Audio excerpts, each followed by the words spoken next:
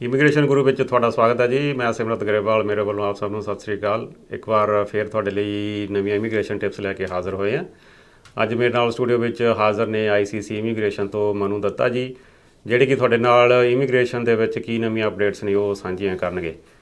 ਮਨੂ ਜੀ, ਤੁਹਾਡਾ ਸਵਾਗਤ ਹੈ ਜੀ। ਥੈਂਕ ਯੂ ਸਿਮਰਤ ਜੀ। ਸਭ ਤੋਂ ਪਹਿਲਾਂ ਤਾਂ ਤੁਹਾਨੂੰ ਤੇ ਸਾਰੇ ਵਿਊਅਰਸ ਨੂੰ ICC ਇਮੀਗ੍ਰੇਸ਼ਨ ਦੀ ਸਮੁੱਚੀ ਟੀਮ ਵੱਲੋਂ MD Manu Datta and RD Ripudaman Singh Dhillon ਵੱਲੋਂ ਸਤਿ ਸ਼੍ਰੀ ਅਕਾਲ, ਨਮਸਕਾਰ ਤੇ ਆਦਾਬ and thank you very much for having us on air ਜੀ।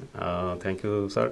ਅੱਛਾ ਮਨੂ ਜੀ, ਆਪਾਂ ਇੱਥੋਂ ਸ਼ੁਰੂ ਕਰਦੇ ਹਾਂ। ਜਿਹੜਾ ਐਕਸਪ੍ਰੈਸ ਐਂਟਰੀ ਦੀ ਕਾਫੀ ਚਰਚਾ ਹੋ ਰਹੀ ਹੈ ਕਿ ਜਿਹੜੇ ਇਹਦੇ ਡਰਾਜ਼ ਮੇਰੇ ਖਿਆਲ ਹੁਣ ਬੰਦ ਹੋਏ ਨੇ, ਅਤੇ ਇਹ ਕਿਹਾ ਜਾ ਰਿਹਾ ਵੀ ਸ਼ਾਇਦ ਐਕਸਪ੍ਰੈਸ ਐਂਟਰੀ ਬੰਦ ਹੋ ਗਈ ਹੈ। ਕੀ ਹੈ ਇਹ? ਬਿਲਕੁਲ ਸਿਮਰਤ ਜੀ, ਟਿਕਟੌਕ ਦੇ ਉੱਤੇ ਬਹੁਤ ਸਾਰੇ ਨੌਲੇਜੇਬਲ ਲੋਕੀ ਬੈਠੇ ਨੇ। ਹਾਂਜੀ। ਐਂਡ ਇੰਸਟਾਗ੍ਰਾਮ ਦੇ ਉੱਤੇ, ਟਿਕਟੌਕ ਤੇ ਆਪਣੇ ਆਪ ਨੂੰ ਮਸ਼ਹੂਰ ਕਰਨ ਵਾਸਤੇ ਕੋਈ ਸੈਂਸੇਸ਼ਨਲ ਚੀਜ਼ ਛੱਡ ਦਿਓ ਤੇ ਉਹ ਵਾਇਰਲ ਹੋ ਜਾਂਦੀ ਹੈਗੀ। ਸੋ ਉਹ ਬੇਸਿਕਲੀ ਭੇਡ ਚਾਲ ਚੱਲਦੀ ਪਈ ਹੈਗੀ ਹੈ। ਐਬਸੋਲੂਟਲੀ ਚੀਜ਼ ਜ਼ਰੂਰ ਹੋਈ ਹੈ ਕਿ 7 ਦਸੰਬਰ ਨੂੰ ਜਿਹੜਾ ਡਰਾਅ ਐਕਸਪੈਕਟਡ ਸੀਗਾ ਐਕਸਪ੍ਰੈਸ ਐਂਟਰੀ ਦਾ, ਉਹ ਡਰਾਅ ਨਹੀਂ ਹੋਇਆ।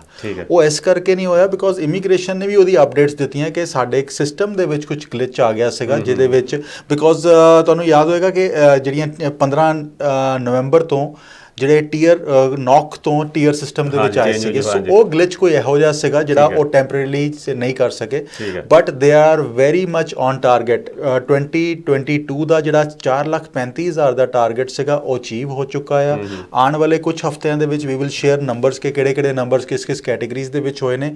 ਐਕਸਪ੍ਰੈਸ ਐਂਟਰੀ ਬਹੁਤ ਵਧੀਆ ਚੱਲ ਰਿਹਾ ਜੀ। ਐਕਸਪ੍ਰੈਸ ਐਂਟਰੀ ਦੇ results are amazing and express entry ਦੀ ਚੇਂਜਸ ਜ਼ਰੂਰ ਆ ਰਹੀਆਂ, ਬੰਦ ਬਿਲਕੁਲ ਨਹੀਂ ਹੋ ਰਿਹਾ। ਸੋ ਜਿਹੜਾ ਵੀ ਤੁਹਾਨੂੰ ਇਮੀਗ੍ਰੈਂਟ ਕੋਈ ਟਿਕਟੋਕਰ ਜਾਂ ਇੰਸਟਾਗ੍ਰਾਮ ਤੇ ਜਾਂ ਸੋਸ਼ਲ ਮੀਡੀਆ ਤੇ ਤੁਹਾਨੂੰ ਕਹਿੰਦਾ ਕਿ ਇਹ ਪ੍ਰੋਗਰਾਮ ਬੰਦ ਹੋ ਰਿਹਾ, ਬਿਲਕੁਲ ਉਹਨਾਂ ਦੀ ਗੱਲ, ਉਹਨਾਂ ਦਾ ਪ੍ਰੋਗਰਾਮ ਹੀ ਸੁਣਨਾ ਬੰਦ ਕਰ ਦਿਓ। ਸਿਰਫ ਉਹ ਆਪਣੇ ਆਪ ਨੂੰ ਮਸ਼ਹੂਰ ਕਰਨ ਦੀ ਕੋਸ਼ਿਸ਼ ਕਰ ਰਹੇ ਨੇ। ਬਿਲਕੁਲ ਜੀ। ਸਿਮਰਤ ਜੀ, ਚੇਂਜਸ ਇਹ ਆ ਰਹੀਆਂ ਹੈਗੀਆਂ ਕਿ ਆਕੂਪੇਸ਼ਨ ਸਪੈਸੀਫਿਕ ਡਰਾਜ਼ ਉਹ ਸ਼ੁਰੂ ਹੋਣ ਲੱਗੇ ਨੇ ਜਨਵਰੀ ਔਨਵਰਡਸ। ਮਤਲਬ ਵੀ ਜਿਸ ਆਕੂਪੇਸ਼ਨ ਦੀ ਜ਼ਿਆਦਾ ਇੱਥੇ ਲੋੜ ਹੋਊਗੀ ਉਹਦੇ ਹਿਸਾਬ ਦੇ ਨਾਲ ਕਰਨਗੇ ਹੁਣ 100% ਸਿਮਰਤ ਜੀ। ਬਿਲਕੁਲ ਉਹ ਆਕੂਪੇਸ਼ਨ ਸਪੈਸੀਫਿਕ ਡਰਾਜ਼ ਹੋ ਸਕਦੇ because immigration the bill C-19 ਪਾਸ ਹੋ ਗਿਆ ਸੀ ਜੂਨ ਦੇ ਵਿੱਚ, ਜਿਹਦੇ ਵਿੱਚ ਇਮੀਗ੍ਰੇਸ਼ਨ ਮਿਨਿਸਟਰ ਨੂੰ ਇਖਤਿਆਰ ਮਿਲ ਗਏ ਸੀਗੇ ਕਿ ਉਹ ਆਕੂਪੇਸ਼ਨ ਸਪੈਸੀਫਿਕ ਡਰਾਜ਼ ਪੁੱਟ ਆਊਟ ਕਰ ਸਕਦੇ ਨੇ, ਜਿਹਦੇ ਵਿੱਚ ਉਹ ਡਿਸਕਸ਼ਨ ਕਰਕੇ ਪ੍ਰੋਵਿੰਸਿਸ ਨਾਲ, ਟੈਰੀਟਰੀਜ਼ ਨਾਲ, ਕਿਹੜੇ ਪ੍ਰੋਵਿੰਸਿਸ ਦੀ ਕੀ ਸ਼ਾਰਟੇਜ ਚੱਲ ਰਹੀ ਹੈ, ਫੈਡਰਲੀ ਉਹਨਾਂ ਨੂੰ ਕੀ ਸ਼ਾਰਟੇਜਸ ਨਜ਼ਰ ਆ ਰਹੀਆਂ। ਸੋ ਉਹ ਸ਼ਾਰਟੇਜਸ ਨੂੰ ਦੇਖਦਿਆਂ ਹੋਇਆ they will have occupation specific draws. ਹੁਣ ਆਕੂਪੇਸ਼ਨ ਸਪੈਸੀਫਿਕ ਡਰਾਜ਼ ਦਾ ਸਭ ਤੋਂ ਵੱਡਾ ਐਡਵਾਂਟੇਜ ਕੀ ਹੋਣਾ? ਪਹਿਲੇ ਤੁਹਾਨੂੰ ਯਾਦ ਹੋਏਗਾ ਸਿਮਰਤ ਜੀ, ਮੈਂ ਕਹਿੰਦਾ ਸੀ ਕਿ ਜੇ ਤੁਹਾਡਾ ਸਕੋਰ 400 ਤੋਂ ਥੱਲੇ ਹੈਗਾ ਜਾਂ 450 ਤੋਂ ਥੱਲੇ ਹੈਗਾ ਤੇ ਜੌਬ ਆਫਰ ਲੱਭੋ ਰਾਦਰ ਦੈਨ ਪੁਟਿੰਗ ਅਪ ਅ ਪ੍ਰੋਫਾਈਲ ਜਾਂ ਕ੍ਰੀਏਸ਼ਨ ਆਫ ਅ ਪ੍ਰੋਫਾਈਲ। ਅੱਜ ਮੈਂ ਇਸ ਡਿਸੀਜਨ ਤੋਂ ਬਾਅਦ ਮੈਂ ਆਪਣਾ ਸਟੈਂਸ ਚੇਂਜ ਕਰਾਂਗਾ ਬਿਕੋਜ਼ ਹੁਣ ਆਕੂਪੇਸ਼ਨ ਸਪੈਸੀਫਿਕ ਡਰਾਜ਼ ਹੋਣ ਦੇ ਨਾਲ ਉਹ 491 ਤੇ ਕੱਟ ਆਫ ਨਹੀਂ ਜਾਏਗਾ। ਸਪੋਜ਼ ਉਹਨਾਂ ਨੂੰ 500 ਫਾਈਨੈਂਸ਼ੀਅਲ ਮੈਨੇਜਰਸ ਜਾਂ ਬਿਜ਼ਨਸ ਮੈਨੇਜਰਸ ਚਾਹੀਦੇ ਨੇ, ਸੋ ਹੋ ਸਕਦਾ ਪਹਿਲਾ 491 ਤੇ ਜਾਵੇ, ਅਖੀਰਲਾ ਹੋ ਸਕਦਾ 435 ਤੇ ਵੀ ਚਲਾ ਜਾਵੇ। ਸੋ ਇਸ ਟਾਈਮ ਤੇ ਪ੍ਰੋਫਾਈਲ ਕ੍ਰੀਏਟ ਕਰਨਾ ਬਹੁਤ ਜ਼ਰੂਰੀ ਹੈਗਾ and get a good consultant or a lawyer to create a profile for you because profile creation ਨੂੰ ਸਿਰਫ ਜੈਨਰਿਕ ਜੌਬ ਨਾ ਸਮਝੋ ਬਿਕੋਜ਼ ਜਦੋਂ ਪ੍ਰੋਫਾਈਲ ਅੱਜ ਤੱਕ ਤੁਸੀਂ ਜੋ ਵੀ ਕ੍ਰੀਏਟ ਕਰ ਲੋਗੇ ਆਕੂਪੇਸ਼ਨ ਐਪਲੀਕੇਸ਼ਨ ਵੀ, ਇਨਵੀਟੇਸ਼ਨ ਵੀ ਆ ਜਾਏਗਾ। ਜਦੋਂ ਆਫਿਸਰ ਰਿਵਿਊ ਤੇ ਜਿਹੜੀ ਫਾਈਲ ਜਾਏਗੀ ਉਦੋਂ ਇਸ਼ੂਜ਼ ਆਉਂਦੇ ਹੈਗੇ ਨੇ। So get a good consultant or a lawyer to create your profile ਤਾਂ ਕਿ ਤੁਹਾਨੂੰ ਸਹੀ ਮਾਇਨਿਆਂ ਦੇ ਵਿੱਚ ਚੰਗੀ ਤਰ੍ਹਾਂ ਤੁਹਾਡਾ ਪ੍ਰੋਫਾਈਲ ਕ੍ਰੀਏਟ ਹੋ ਸਕੇ।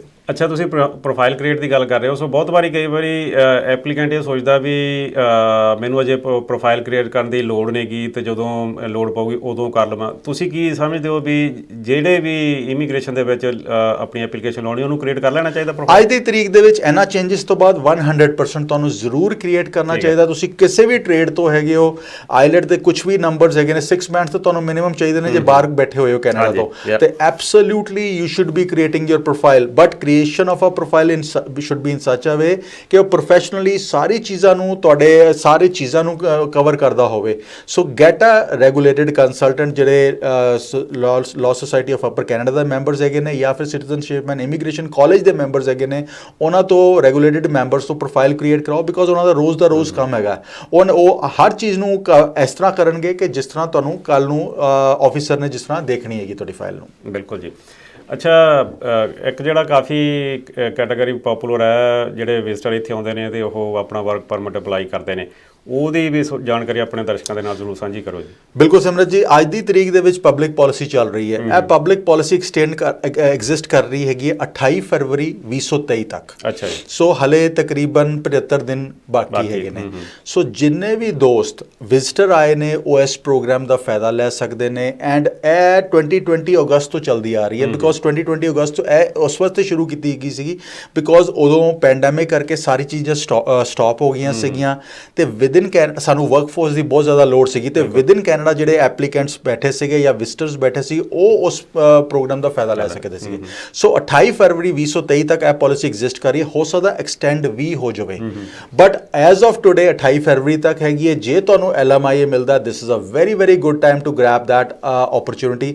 And Simrat ji, economy Canada ਦੀ ਸਲੋ ਡਾਊਨ ਹੋਣੀ ਸ਼ੁਰੂ ਹੋਈ ਹੈ ਥੋੜੀ ਜਿਹੀ। ਬਿਲਕੁਲ। ਉਸ ਤੋਂ ਬਾਅਦ ਇੰਟਰਸਟ ਰੇਟਸ ਨੇ ਵੀ ਥੋੜਾ ਜਿਹਾ ਉਹਨਾਂ ਨੂੰ ਨੈਗੇਟਿਵ ਇੰਪੈਕਟ ਮਾਰਕੀਟ ਨੂੰ ਦਿੱਤਾ ਹੈਗਾ। ਉਸ ਤੋਂ ਬਾਵਜੂਦ ਇਸ ਟਾਈਮ ਜੌਬ ਓਪਨਿੰਗਸ ਬਹੁਤ ਜ਼ਿਆਦਾ ਮੌਜੂਦ ਹੈਗੀਆਂ। ਸੋ ਜੇ ਤੁਸੀਂ ਇਸ ਪ੍ਰੋਗਰਾਮ ਦਾ ਫਾਇਦਾ ਲੈਣਾ ਚਾਹੁੰਦੇ ਹੋ, this is probably the best time to take that advantage. And 1 ਸਾਲ ਬਾਅਦ ਤੁਸੀਂ PNPs ਦੇ ਥਰੂ PR ਵਾਸਤੇ ਵੀ ਕੁਆਲੀਫਾਈ ਕਰ ਜਾਓਗੇ ਬਿਕੋਜ਼ 40 ਸਾਲ ਦੀ ਉਮਰ ਹੈਗੀ ਹੈ ਤੁਹਾਡੀ ਜਾਂ 40 ਤੋਂ ਜ਼ਿਆਦਾ ਹੈਗੀ ਹੈ।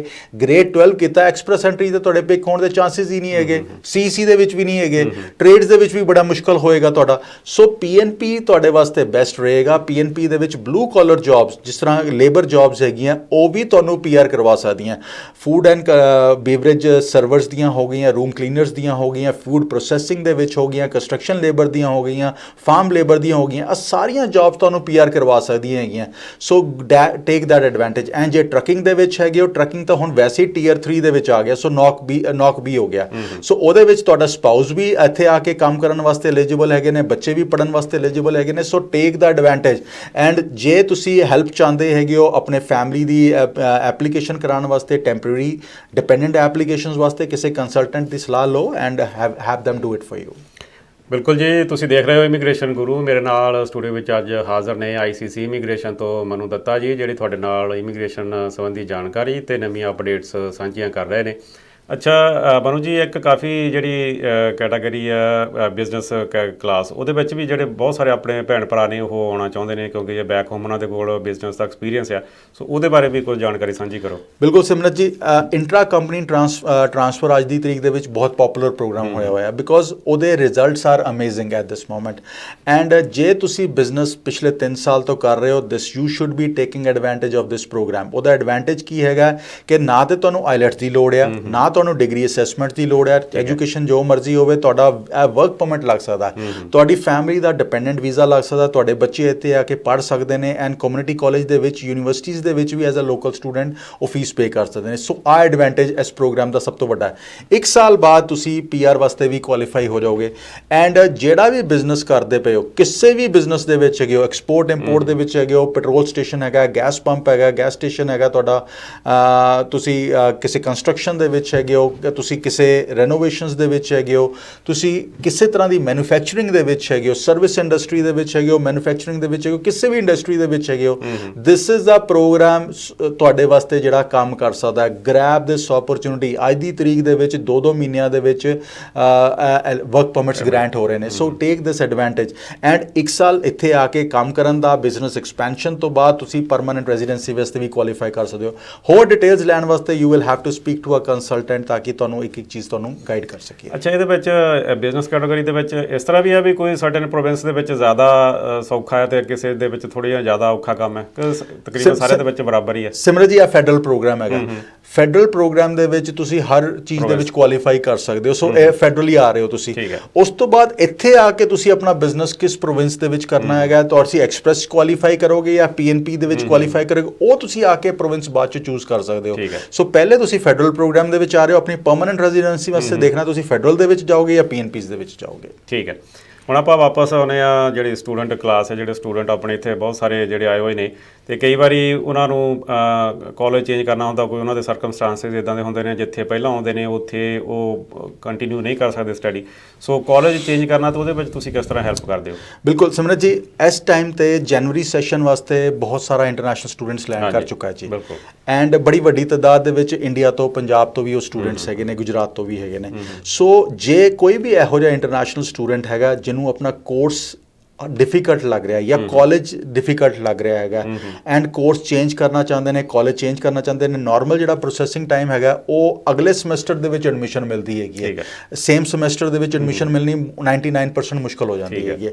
ਸੋ ICC ਇਮੀਗ੍ਰੇਸ਼ਨ ਦੇ ਵਿੱਚ ਕੁਝ ਇਹੋ ਜਿਹੀਆਂ ਓਪਨਿੰਗਸ ਹੈਗੀਆਂ ਜਿੱਥੇ ਅਸੀਂ ਕਮਿਊਨਿਟੀ ਕਾਲਜ ਦੇ ਵਿੱਚ ਵਿਦਿਨ 2 ਵੀਕਸ ਤੁਹਾਨੂੰ admissions and offer letters and acceptance letter ਲੈ ਕੇ ਦੇ ਸਕਦੇ ਹੈਗੇ ਆ। ਸੋ 2 ਵੀਕਸ ਦੇ ਵਿੱਚ ਤੁਸੀਂ ਰਾਈਟ ਅਵੇ ਸੇਮ ਸਮੈਸਟਰ ਦੇ ਵਿੱਚ ਪੜ੍ਹਾਈ ਕਰ ਸਕਦੇ ਹੋ। ਹੁਣ ਇਸੇ ਤਰ੍ਹਾਂ ਬਹੁਤ ਸਾਰੇ ਇੰਟਰਨੈਸ਼ਨਲ ਸਟੂਡੈਂਟਸ ਹੈਗੇ ਨੇ ਜਿਹੜੇ ਪਹਿਲਾਂ ਲੈਂਡ ਕੀਤੇ ਹੋਏ ਹੈ, ਸੈਕੰਡ ਕੋਰਸ ਵਾਸਤੇ ਉਹਨਾਂ ਨੂੰ ਐਡਮਿਸ਼ਨਸ ਨਹੀਂ ਮਿਲ ਪਾ ਰਹੀਆਂ, ਜਾਂ ਤੇ ਆਈਲੈਟ ਦਾ ਸਕੋਰ ਘੱਟ ਹੈਗਾ ਜਾਂ ਉਹਨਾਂ ਦੇ ਮਾਰਕਸ ਘੱਟ ਹੈਗੇ ਨੇ ਜਾਂ ਕਿਸੇ ਹੋਰ ਵਜ੍ਹਾ ਦੇ ਨਾਲ ਉਹ ਕੋਰਸ ਕਿਤੇ ਮਿਲ ਨਹੀਂ ਪਾ ਰਿਹਾ। ਸੋ ICC ਨਾਲ ਕੰਟੈਕਟ ਕਰੋ, we can help you within Canada right away and within 15 days we can get you admissions and offer letter and acceptance letters। ਅੱਛਾ ਮਨੂ ਜੀ, ਜਾਣ ਤੋਂ ਪਹਿਲਾਂ ਆਪਣੀ ਇਨਫੋਰਮੇਸ਼ਨ ਜ਼ਰੂਰ ਸਾਂਝੀ ਕਰੋ ਵੀ ਜਿੱਥੇ ਕੋਈ ਵੀ ਭੈਣ ਭਰਾ ਆਪਣੀ ਇਮੀਗ੍ਰੇਸ਼ਨ ਸੰਬੰਧੀ ਸਲਾਹ ਲੈਣਾ ਚਾਹੁੰਦਾ ਜਾਂ ਆਪਣੇ ਜਿਹੜਾ ਕੇਸ ਲਾਉਣਾ ਚਾਹੁੰਦਾ ਤੇ ਤੁਸੀਂ ਤੁਹਾਡੇ ਨਾਲ ਉਹ ਗੱਲ ਕਰ ਸਕਣ। ਜੀ ਬਿਲਕੁਲ, ਸਾਡਾ ਈਮੇਲ ID ਹੈਗਾ ਜੀ info@iccimmigration.ca info@iccimmigration.ca। ਫੋਨ ਨੰਬਰ ਹੈਗਾ ਸਾਡੇ office the, head office the 905-461-2424 905-461-2424 and WhatsApp number ਹੈਗਾ 647-850-9000 647-850-9000। ICC ਇਮੀਗ੍ਰੇਸ਼ਨ ਤੇ RD MD ਤੋਂ ਇਲਾਵਾ ਹੋਰ ਵੀ ਰੈਗੂਲੇਟਡ ਕੰਸਲਟੈਂਟਸ ਹੈਗੇ ਨੇ and we have been in business for 16+ years 16 ਸਾਲ ਤੋਂ ਜ਼ਿਆਦਾ ਅਰਸਾ ਹੋ ਗਿਆ ਸਾਨੂੰ ਇਮੀਗ੍ਰੇਸ਼ਨ ਸਰਵਿਸਿਜ਼ ਪ੍ਰੋਵਾਈਡ ਕਰਦੇ ਹਾਂ and we are a team that is known for crystal clear and transparent advice. ਜਿਹੜੀ ਚੀਜ਼ ਪੋਸੀਬਲ ਹੋਏਗੀ ਦੱਸਾਂਗੇ, ਜਿਹੜੀ ਚੀਜ਼ ਨਹੀਂ ਹੋਏਗੀ ਉਹ ਵੀ ਤੁਹਾਨੂੰ ਕਵਾਂਗੇ ਕਿ ਆਪਣਾ ਹਾਰਡ ਐਂਡ ਮਨੀ ਤੇ ਪੈਸਾ ਖਰਾਬ ਨਾ ਕਰੋ। ਬਿਲਕੁਲ ਜੀ। ਮਨੂ ਜੀ, ਅੱਜ ਸਟੂਡੀਓ ਵਿੱਚ ਤੁਸੀਂ ਆਏ ਤਾਂ ਜਾਣਕਾਰੀ ਦਰਸ਼ਕਾਂ ਦੇ ਨਾਲ ਸਾਂਝੀ ਕੀਤੀ, ਤੁਹਾਡਾ ਬਹੁਤ ਬਹੁਤ ਧੰਨਵਾਦ। ਥੈਂਕ ਯੂ ਸੋ ਮਚ ਜੀ। ਤੁਸੀਂ ਦੇਖ ਰਹੇ ਸੀ ਇਮੀਗ੍ਰੇਸ਼ਨ ਗੁਰੂ। ਅਗਲੇ ਹਫਤੇ ਫਿਰ ਨਵੀਆਂ ਇਮੀਗ੍ਰੇਸ਼ਨ ਟਿਪਸ ਲੈ ਕੇ ਹਾਜ਼ਰ ਹੋਵਾਂਗੇ। ਉਦੋਂ ਤੱਕ ਲਈ ਮੈਨੂੰ ਦਿਓ ਇਜਾਜ਼ਤ। ਧੰਨਵਾਦ।